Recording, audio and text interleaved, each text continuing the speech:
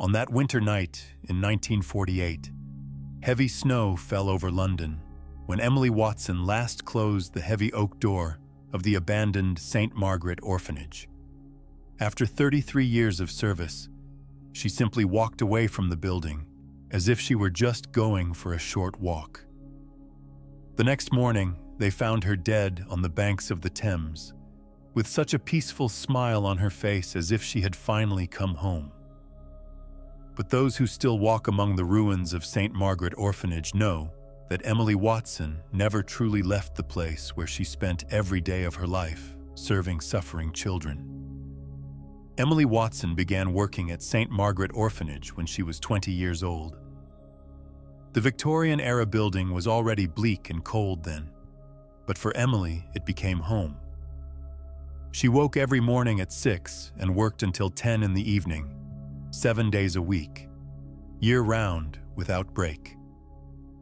The orphaned children were her family, and she was their only constant support in that cruel world. During World War II, London's bombing did not spare the orphanage either. One night, a German bomb struck the eastern wing of the building, killing 12 children instantly. Emily was on duty that night. The surviving children later told how Emily searched for victims under the rubble, digging through the debris with her bare hands, still trying to help when all was already lost. Emily Watson never spoke about that night, but those who knew her said she changed from then on. She spent more and more time alone in the chapel, sometimes kneeling for hours at the memorial for the children who died in the bombing. It seemed as if she felt personal responsibility for every child's death she couldn't prevent. The children living in the orphanage adored Emily. She never shouted, never punished them, was always patient, even with the most violent and difficult children. But there was something peculiar about how Emily behaved, as if she saw things others couldn't. She often spoke with children who had already left the orphanage, or who had already died. The other workers thought Emily was just fantasizing, but the children knew something else was happening. In the 1960s, the orphanage was closed. The modern social care system took over caring for orphaned children, and the St. Margaret building was no longer needed. Emily Watson was the last to leave her post. After 33 years, she simply walked out the door and never returned officially. But Emily Watson could never completely disconnect from that place. Neighbors told that even after Emily's death, they saw her at the windows of the abandoned building. A weak light burned in the old office where Emily worked, and sometimes children's laughter could be heard from the empty corridors. Those who dared go near the building claimed they heard Emily's voice singing songs to children who had long since gone. Local authorities tried several times to demolish the building, but something always prevented them. Once the bulldozer broke down just as they were about to start on the wall. Another time, the workers claimed someone threw stones at them from inside the building, though they were certain no one was inside. After the third attempt, the city gave up and left the building alone. Emily Watson's ghost is not a restless spirit. Those who have encountered her say Emily is still the same kind, caring woman she was in life. But now she not only cares for living children, but also for those who died decades ago and whose spirits returned to the place where they once felt at home. If you don't want to miss stories like Emily Watson's case, subscribe to the channel. Every week we bring new shocking and moving cases. St. Margaret Orphanage still stands today in one of London's suburbs, surrounded by rusty fencing and signs warning people not to enter. But some still go in. Mainly those who know Emily Watson's story and want to meet the woman who still watches over orphaned children even after her death. Jamie Richardson was 18 when he first entered the abandoned orphanage. His friends dared him to spend a night in the building. Jamie didn't believe in ghosts, but accepted the challenge. He thought he would spend a boring night in a rundown building, then boast the next day that he wasn't afraid. Jamie went into the building after midnight. He had a flashlight and a sleeping bag. He planned to sleep in the main entrance hall, then leave at dawn. It was a simple plan. But before Jamie lay down, he decided to look around the building. The corridors seemed endless, and every room was full of rusty beds, torn toys, and dust-covered books. Jamie felt as if he were walking through a museum, except this museum was full of ghosts. At the end of the first floor, Jamie found a room that looked different from the others. It was cleaner, as if someone had used it recently. At the desk stood a chair with an old book whose pages were still clean. On the wall hung photographs, black and white pictures of children smiling at the camera. Jamie moved closer to look at the photographs. In every picture, the same woman was visible among the children. A kind-faced, middle-aged woman who looked at the children as if they were her own family. Jamie didn't know this was Emily Watson, but he felt this woman was special. As Jamie looked at the photographs, he suddenly heard someone coming up the stairs. Slow, steady steps, as if an elderly person were climbing the stairs. Jamie's heart beat faster, but he was more curious than afraid. He didn't run away, but waited to see what would happen. Emily Watson appeared in the doorway. Jamie knew he was seeing a ghost, but he wasn't afraid. Emily wasn't frightening. She was more like a real person standing there, just somewhat more transparent. She wore a gray dress and held a burning candle in her hand. On her face was such a kind smile as Jamie had never seen. "Good evening," said Emily. Her voice was soft and warm. "What are you looking for here, son?" Jamie wanted to say his friends had dared him, but when he looked at Emily, he felt he couldn't lie to her. "I was curious," he finally said. "I heard your story." Emily nodded. "Many come here out of curiosity, but you are different." She stepped closer, and Jamie felt Emily somehow saw into his soul. "You are also an orphan." Jamie was surprised. He had never told anyone he grew up in an orphanage. Until age 18, he lived in a state care institution and always felt ashamed of this. But Emily somehow knew. "Yes," said Jamie. "How do you know?" Emily smiled. "Because I was also an orphan, and because I always recognize orphaned children." She sat down at the table and gestured for Jamie to sit too. "Tell me what it was like." Jamie didn't want to tell. His orphanage years were terrible. The constant moving, the cold caregivers, the loneliness.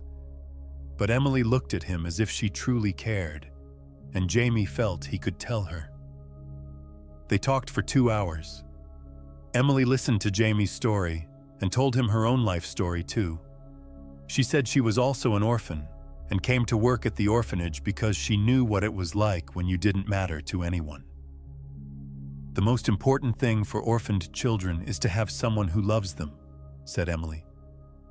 "It doesn't matter if it's a mother or father or teacher or nurse, just someone who cares about them."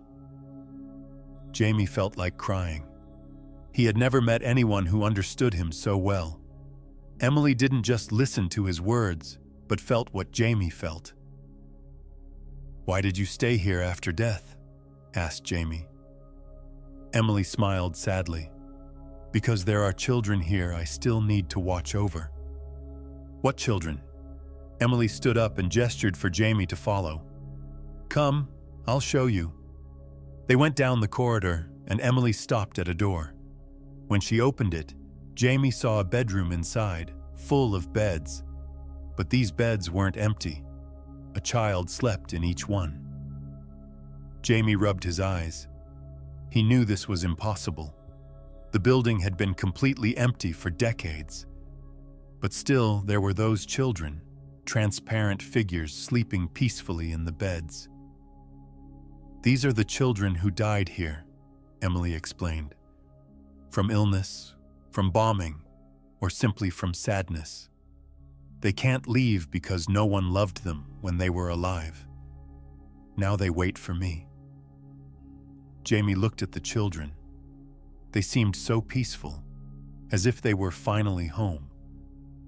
"And you take care of them?" "As long as they need me," Emily nodded. "Every night I sing to them. Every morning I check their well. And when they're ready, I help them cross to the other side." Jamie understood. Emily Watson couldn't leave because she still had work to do.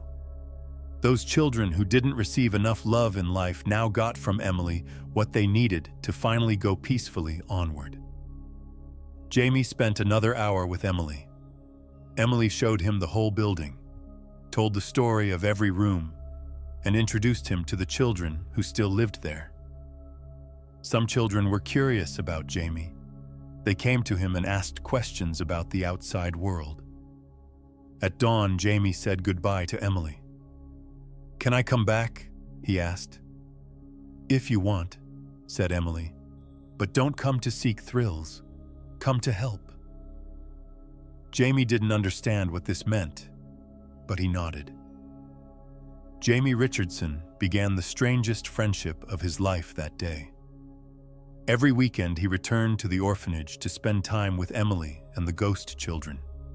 He learned their names, listened to their stories, and slowly understood his role in all this. Emily didn't just watch over the ghost children. She helped living people too who needed her. Jamie realized he was also such a person. Emily helped him process his orphanage years, understand it wasn't his fault he was left alone, and learn how to love himself. But Emily attracted other people to the building too, especially those who somehow connected to the orphanage or who had similar traumas to Jamie. Sarah Chen was 43 when she learned she was adopted. For decades, she didn't know her biological parents hadn't raised her. When she learned the truth, she went into crisis. She didn't know who she really was and began searching for her real family. During her research, Sarah came across St. Margaret Orphanage. It turned out her mother was born there and left as a child. Sarah decided to go to the abandoned building, hoping to find something to help her understand her family's story. Sarah went to the orphanage in the evening. She knew the building stood empty, but she prepared a flashlight and decided to thoroughly examine the whole place. She hoped to find some document or record that would help her. Sarah began searching in the first-floor office. She rummaged through old drawers and tried to decipher dust-covered papers. Many documents had been destroyed over the years, but Sarah searched persistently. Around midnight, Sarah heard someone playing piano somewhere in the building. It was a slow, sad melody, as if someone were playing a funeral song. Sarah knew this was impossible because the building was empty, but the music was so clear she couldn't believe it was just her imagination. Sarah followed the music and reached the old common room where children once spent their free time. There stood an old piano, and beside it sat Emily Watson, playing. Sarah knew she was seeing a ghost, but she wasn't afraid. Emily played so naturally, as if this were the most normal thing in the world. When she finished the melody, she looked up at Sarah. "Good evening," said Emily. "Are you also looking for something?" "My mother," said Sarah. "I mean, information about my mother. She was born here." Emily nodded. Many children were born here. What was her name? Lu Ming. But when she was adopted, she became Sarah Chen. Emily thought. Lu Ming. Yes, I remember her. A small, quiet girl, very smart. She loved to read. Sarah's breath caught. "You remember her?" "Of course, I remember every child who lived here." Emily stood up from the piano. "Would you like to know her story?" Emily told Sarah how Liu Ming came to the orphanage. Her mother, a young Chinese woman, gave birth to her at 16 but couldn't support her. Liu Ming spent 3 years at the orphanage before a loving family adopted her. Ming always talked about coming back someday to visit the children still here, Emily told. But she never came back. I think she wanted to start a new life and didn't want her past to hold her back. Tears came to Sarah's eyes. She finally learned the truth about her mother. Ming didn't leave because she didn't love her. She left because she loved her and wanted a better life for her. "Is there something she left behind?" asked Sarah. Emily smiled. "There is." She led Sarah to a small room where old personal items were kept. In a box, Sarah found Ming's diary, a small book written in Chinese characters. Sarah couldn't read the Chinese writing, but Emily helped her translate the most important parts. Ming wrote how much she loved her little girl and prayed every day that the girl would be happy with her new family. Sarah spent the whole night with Emily and learned everything she wanted to know about her mother. Emily not only told Ming's story, but helped Sarah understand why Ming made this difficult decision. In the morning, Sarah said goodbye to Emily, but she knew she would return, not only because she wanted to stay connected to her mother's memory, but also because she felt Emily needed help. In the following months, Sarah regularly visited Emily. She learned Emily watched over all those ghost children alone, and that this was a huge burden for one person, even a ghost. Sarah decided to help Emily. Sarah began researching the stories of children who were still in the orphanage as ghosts. She learned their names, found family members who were still alive, and helped them connect with memories of their loved ones. As months passed, more and more children were able to leave the orphanage. When they learned someone loved them, when they received the farewell they needed, they were finally able to rest in peace. Emily was very grateful for Sarah's help. "I knew someone would come to help me someday," she said, "but I didn't think it would be Ming's daughter." Sarah felt this wasn't coincidence. Ming could never return to the orphanage, but her daughter did it for her. And not just to learn the truth about her family, but to help those children who were still there. But Sarah and Jamie weren't the only ones Emily attracted to the orphanage. Over the years, more and more people came, each for something connected to the orphanage or Emily. Thomas Wright was 60 when he learned his father worked at the orphanage during World War II. Thomas's father never spoke about his work, only saying, "Those were difficult times." Thomas wanted to learn what exactly his father did and why he was always so sad when speaking about the orphanage. Margaret Foster was 58 and had dreamed her whole life of a strange building where children played in the corridors. When she saw a photo of St. Margaret Orphanage in a newspaper, she realized this was the building from her dreams. Margaret wanted to find out why she dreamed of this place. David Chen, Sarah's relative, came because he wanted to thank Emily for helping Sarah find her family's story. David himself grew up in an orphanage and understood how important it was to know where you came from. Every person who came to the orphanage was looking for something different, but each received the same thing: Emily's love and understanding. Emily knew everyone needed someone to listen, someone to care about them, and someone to help them find peace. And as Emily helped living people also helped Emily. They helped her care for the ghost children, helped them find the way to the afterlife, and helped Emily understand that her work was soon to be finished.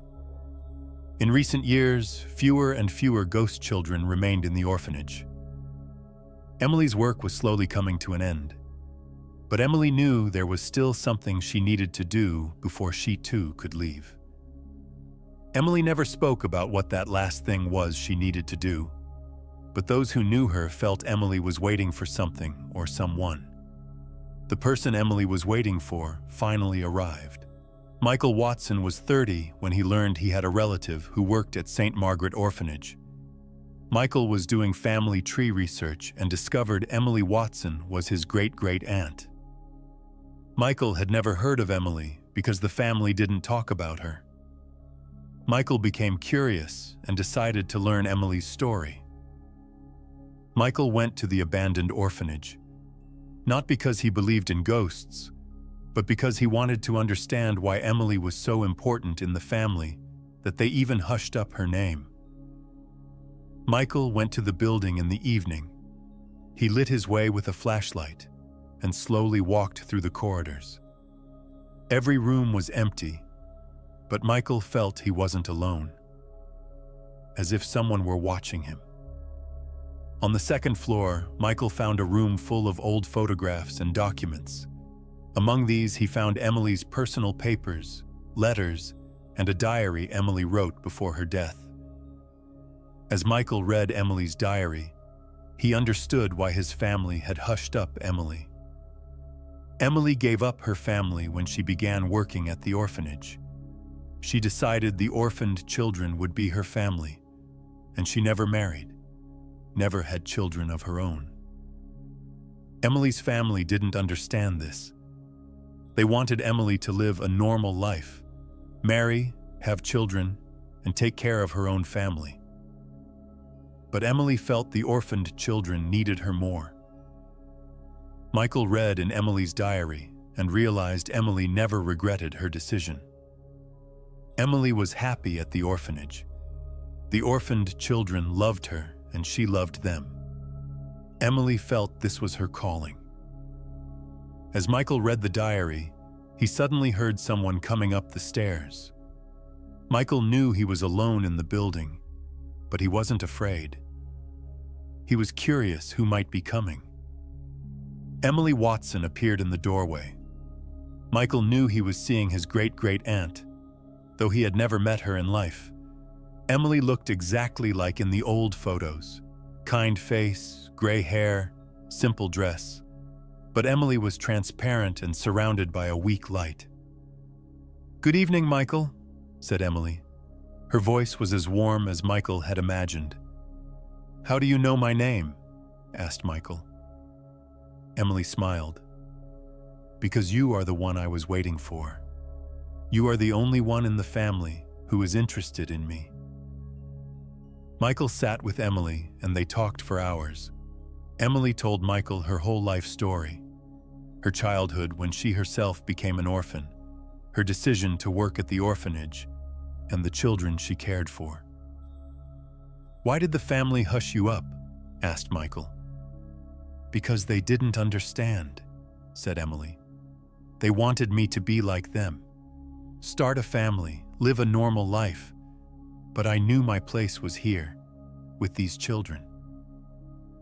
"And why are you still here now?" Emily looked sadly at Michael. "Because I was waiting for someone from my family who would understand what I did and why I did it. I was waiting for someone who would tell the family the truth about me." Michael understood. Emily couldn't leave because her family never understood her. Emily wanted at least one person from her family to know the truth about what kind of person she was and what she did in her life. "Will you tell them?" asked Emily. "Yes," Michael promised.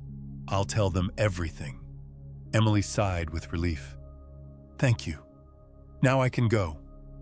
But Michael didn't want Emily to leave. "Wait. There's something I want to ask." "What?" "How do you know you made the right decision? How do you know it was worth sacrificing your whole life for these children?" Emily thought. "Because when an orphaned child smiles at you, when they feel you care about them, when they know you love them, then you know every sacrifice was worth it. Those children never knew they had a mother or father who loved them, but they knew there was Emily who loved them. and that was enough for them. Michael began to cry. He understood what a special person Emily was, not because she was a saint, but because she knew how to love.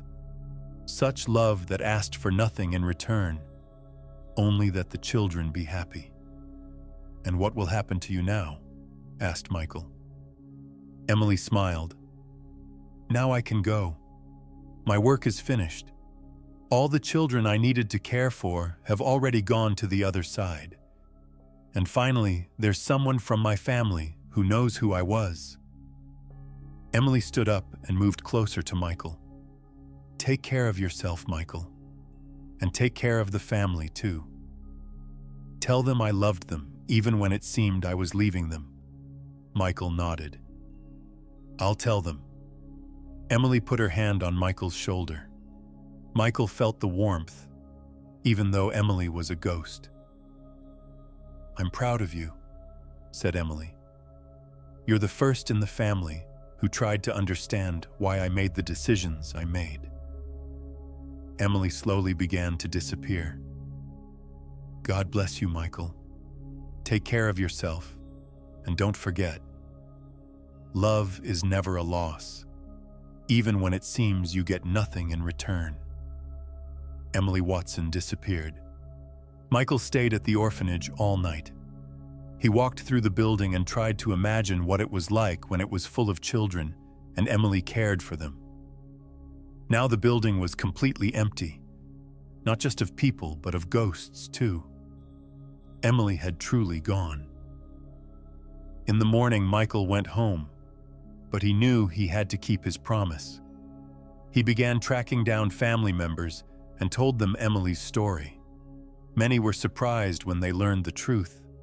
They thought Emily was an eccentric who abandoned her family.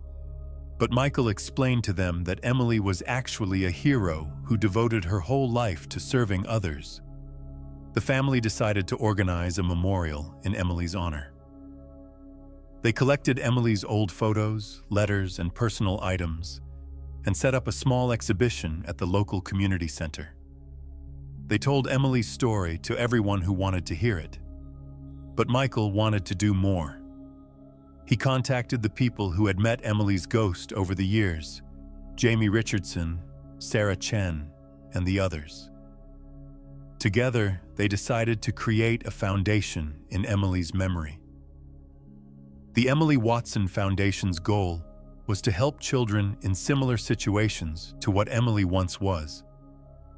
The foundation gives scholarships to orphaned children, supports child welfare institutions, and organizes programs that help children find the love and care they need. Jamie Richardson became the foundation's first president. Now 28, he works as a social worker. Jamie often says Emily's encounter changed his life. "Emily taught me that our past doesn't determine who we are. What determines it is what we do for those who need us." Sarah Chen leads the foundation's research division. Sarah helps families who have lost contact with each other and helps orphaned children find their biological families. Through Sarah's work, hundreds of families have found each other again. Thomas Wright, whose father worked at the orphanage, became a volunteer at the foundation. Thomas collects stories of people who worked in child welfare institutions to preserve their memories too. Margaret Foster, who dreamed of the orphanage, leads therapy for children who have experienced trauma. Margaret feels those dreams that led her to the orphanage were actually Emily's message to help other children. David Chen provides financial advice to the foundation and helps make the Emily Watson Foundation sustainable long-term. The foundation's first major project was renovating the St. Margaret Orphanage building. Michael and his team decided not to demolish the building, but transform it into a place where orphaned children could meet foster parents, receive therapy, and learn they weren't alone in the world. During renovation, Michael and the workers experienced strange things. Every morning when they arrived at the work site, they found that errors from the previous day's work had been corrected. If someone had laid a brick wrong, the next day that brick was in its place. If someone forgot a tool, the next day that tool stood clean and orderly where it should be. The workers said they felt someone was watching over them. They never saw anything, but they knew they weren't alone in the building. As if Emily were still there, helping them make the orphanage again a place where children could get help. The renovation took 2 years. The new St. Margaret Center opened in spring 1950. More than 200 people attended the opening ceremony. Families the foundation had helped, former orphanage residents who were still alive, and people who had heard Emily Watson's story. In the middle of the ceremony, Michael gave a speech about Emily. He told those gathered what kind of person Emily was and why her legacy was important. During Michael's speech, many cried, not only because Emily's story moved them, but because they felt Emily was somehow present at the ceremony. At the end of the ceremony, those present stood in silence for a minute in Emily's memory. In that minute, everyone felt something special happening, as if a warm breeze had blown through the room, and as if someone had given their blessing to the new center. The new St. Margaret Center has been operating ever since. Thousands of children receive help there annually. Orphaned children, neglected children, and children who simply need someone to care about them. The center's workers often tell of strange things they experience in their work. Children who are very sad or angry suddenly calm down in certain rooms. Workers too tired to continue working suddenly feel new energy, and sometimes, especially at night, someone hears someone singing songs in the corridors. The center's workers know this is Emily. Emily didn't leave completely. She just transformed. Now she's no longer a ghost living in an abandoned building. Now Emily's spirit is there in every child who is loved, every adult who cares for an orphaned child, and every person's heart who decides to help others. Michael Watson is still president of the Emily Watson Foundation today. He often says that when he met Emily's ghost, he didn't just get to know his great-great-aunt. He got to know himself, too. Michael realized he also wanted to help others, and Emily's example showed him how to put his life in service of others. Emily taught me that love isn't a finite thing, says Michael. The more you give of it, the more you have. Emily devoted a whole life to this principle, and even after her death, she helps others understand this. Jamie Richardson often returns to the old orphanage site where the new center now stands. Jamie says every time he's there, he feels Emily's presence. Not the way it was before, when she was a ghost. More like Emily has now become part of every person who works there. Sarah Chen was looking for her mother when she first went to the orphanage, but she found much more. Sarah says Emily taught her that family isn't just blood relationship. Emily's family were the children she cared for. My family now are the people I work with in carrying on Emily's legacy. If you'd like to follow the Emily Watson Foundation's work and similar inspiring stories, subscribe to the channel. We regularly bring stories that show how love and selflessness can change the world. Over the years, many people have sought out the old orphanage site where the new center now stands. Some were just curious about Emily's story. Others were orphaned children themselves seeking help. And there were those who felt something drew them there without knowing why. Each experienced the same thing. When they entered the building, they felt at home. Not because the building was beautiful or comfortable, but because they felt loved there. They felt Emily's love, which was now not a ghost's love, but something greater. Love that permeates the whole place and every person who works there. The psychologists working at St. Margaret Center often tell how quickly they can help children, as if someone else were also helping them. Children who haven't spoken for weeks suddenly open up. Families who have been fighting for years suddenly find ways to understand each other. Dr. Patricia Williams, the center's lead psychologist, says, "There's some kind of healing energy in this building. I can't explain it scientifically, but I know it's real. The children feel it, and so do we, as if Emily's soul still watches over us." Michael Watson often reflects on whether Emily knew, when she worked at the orphanage in life, what impact she would have after death. Michael thinks Emily probably didn't think about this. Emily simply did what she felt was right and loved those children she cared for. "This is the most beautiful thing about Emily's story," says Michael. Emily wasn't good because she wanted fame or glory. Emily was good because that was her nature. And this goodness didn't die with Emily. It lives on in all those Emily touched. The Emily Watson story isn't just a ghost story. It's a story about how love can triumph over death, how goodness can live on in those it reaches, and how one person's life can change the world, even after their death. Emily Watson never became famous. No books were written about her. No movies made about her. No streets named after her. But Emily's impact is immeasurably greater than any celebrity's impact. Emily's impact is there in every child's smile who is loved by someone. It's there in every person's heart who decides to help others. And it's there in every place where people care for each other. More than 70 years have passed since Emily Watson's death. The people who knew her in life have all died. The building where she worked has completely changed.